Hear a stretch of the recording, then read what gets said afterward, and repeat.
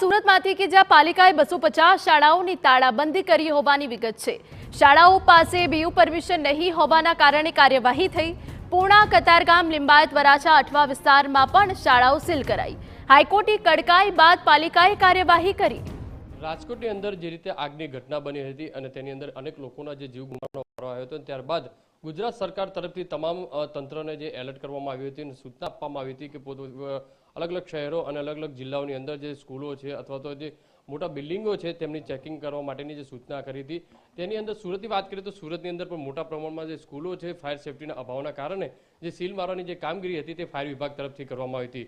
એક બાજુ વેકેશન ખુલી રહ્યું છે અને બીજી બાજુ સ્કૂલો હજી સીલ ખુલ્યા નથી, તો તેને લઈને જે મેયરને જે રજૂઆત કરવામાં આવી હતી ને ત્યારબાદ મેયર તરફથી સરકારને રજૂઆત કરવામાં આવશે તેવી જે વાત સામે આવી છે। તો આપણી સાથે સુરત મહાનગરપાલિકાના જે મેયર છે દક્ષિણભાઈ માવાણી, તેમની સાથે સીધી વાત કરીશું।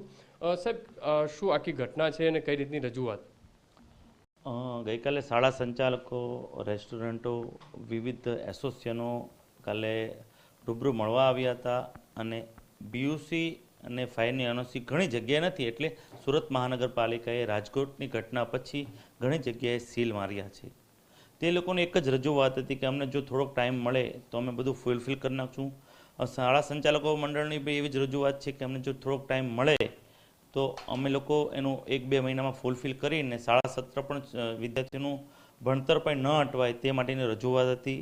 મેં પણ તે લોકોની રજૂઆત વ્યવસ્થિત સાંભળી અને મેં પણ કીધું હું રાજ્ય સરકારને તમારી લાગણી પહોંચાડીશ અને રાજ્ય સરકારને તમારી તમામ જે કંઈ વાત થઈ છે હું રાજ્ય સરકારને પહોંચાડીશ અને સુખદ નિરાકરણ રાજ્ય સરકાર તરફથી આવે એવા હું પ્રયાસ કરીશ। સર, ફાયર અધિકારી શું કહી રહ્યા છે તેમની પણ વાત સાંભળવામાં આવી છે। ફાયર અધિકારીનું એ જ કહેવું છે ઘણી જગ્યાએ રિન્યૂ નથી કરી લોકોએ 2-3 વર્ષ, ઘણી જગ્યાએ બીયુસી લીધી નથી ને એમને પ્રોપર્ટીઓ શરૂ કરી દીધી છે। ઘણી શાળાઓમાં બીયુસી ને ફાયર બંને પણ નથી, એટલે વિદ્યાર્થીનું જોખમ પર આવી જાય છે આ બધી ઘટના થાય ત્યારે।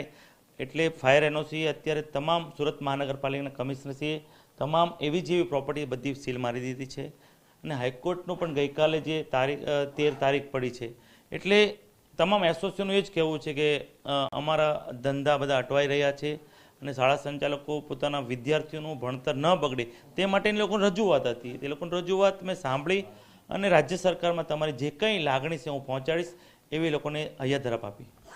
આપણા તરફથી કઈ રીતે કોને કોને રજૂઆત કરી શકાશે? હું તો રાજ્ય સરકારમાં મુખ્યમંત્રીશ્રીને રજૂઆત કરીશ।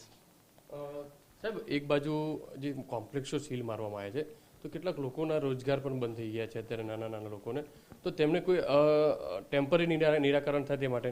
અત્યારે ટેમ્પરરી નહીં, જ્યારે ઘટના બનતી હોય ત્યારે પ્રજા શાસકો પર જ આવી જતા હોય છે, એટલે તે બાબતે હું કહી નહીં શકું, પણ આવી ઘટના રાજકોટની ઘટના બની આપણે પછી એવી કોઈ ઘટના ગુજરાતમાં ન બને, સુરત મહાનગરપાલિકામાં ન બને, એ સુરતીઓને અમે શાસકો સાથે મળીને આવી ન ઘટના બને એ માટે નિરાકરણ લાવવા જઈ રહ્યા છે।